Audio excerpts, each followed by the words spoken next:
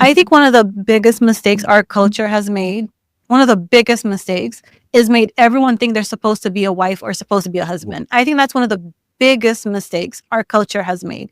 Everyone isn't supposed to be a wife, and everyone isn't supposed to be a husband, and that's okay. Yeah. Like, if you're Christian, even the Bible tells you that. It tells you that it's not for everybody. I think Jesus himself says that. Like, if you don't think you can be a husband, you're right. It's not for you. You're not called to be a husband, and that's okay. Yeah. The problem, though, is that this is a little bit off topic, but the problem is that we live in a culture that is okay with sex outside of marriage. Mhm. So when we're talking about something like everyone isn't supposed to be a husband, that also means that everyone isn't supposed to have sex.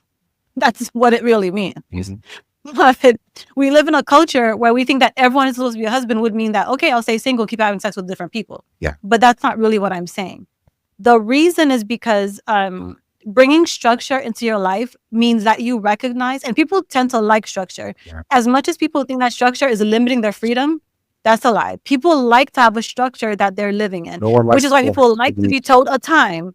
Yeah. If you don't like structure, that means that you don't ever want someone to tell you what time they're going to come to your house. Mm. You don't ever want someone to tell you what time you should come over. You don't want a time. You don't want someone to say the movie starts at 3:00. That's structure. That means that you're just going to, when I feel like it, I'll get up and go. And nobody can live like that. No one. I don't care who you are. Mm. We like structure. We like to know that, okay, I need to do this. I need to do that. I need to do this. This is the rule of this. This is the rule of that. Everyone likes that. And relationships work the same way. Relationships and marriages come with structures. So the reason I'm saying that is because when I say not everyone is supposed to be a husband or a wife, the reason I'm saying that is because there are certain character traits that come along with being a husband or a wife. The same way there are certain character traits that come along with leading anything else. Do you understand what I'm saying? There's a role. If you have a job doing something, there's certain things that are going to come along with that. There are certain skills you're going to have, certain strengths you're going to have in order to properly play that role well, whatever it may be. And it's the same thing for husband and wife. Do you know what I'm saying? But we live in this really weird culture where we really think that everyone is supposed to be a wife and everyone is supposed to be a husband. I'm like, where did you guys get that from? It's not for everybody, and that's okay. Like where did you get that from? Yeah. Do you know what I mean? Yeah. Are you truly called to be a husband or a wife? Or have you been influenced by societal expectations? Let's dive into 5 reflection questions for insight. Number 1, alignment with purpose. Do you feel a deep, intrinsic calling to serve, nurture, and grow in partnership with another person for the rest of your life? Or do you find that your deepest sense of purpose is tied to other pursuits or paths? Reflect on whether your desire for marriage feels rooted in your spirit or influenced by societal expectations.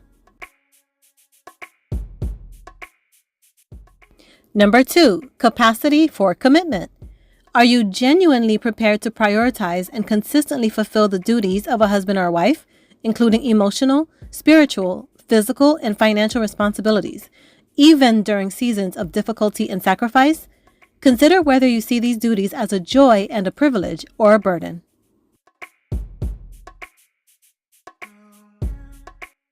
Number 3, motivations and influences. When you think about marriage, is your desire driven by external pressures like family, culture, religion, or media, or an authentic longing to build a life with another person? Examine whether your desire stems from love and purpose or fear of judgment and loneliness. Number 4, spiritual readiness. Have you prayerfully and honestly asked God whether marriage is part of His plan for your life, or have you assumed it is because it's expected? Reflect on how much your spiritual discernment has guided your decision versus societal norms.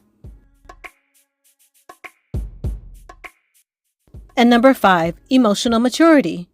Do you have the emotional resilience, patience, and humility to navigate the inevitable challenges of marriage? Or do you feel called to cultivate these qualities outside the context of a marital relationship? Assess whether your current emotional state supports the demands of marriage or points to a different path. Tips for reflection. Take time to write detailed, honest answers for each question. Pray for clarity and discernment as you reflect. Seek counsel from trusted mentors or advisors to discuss your insights.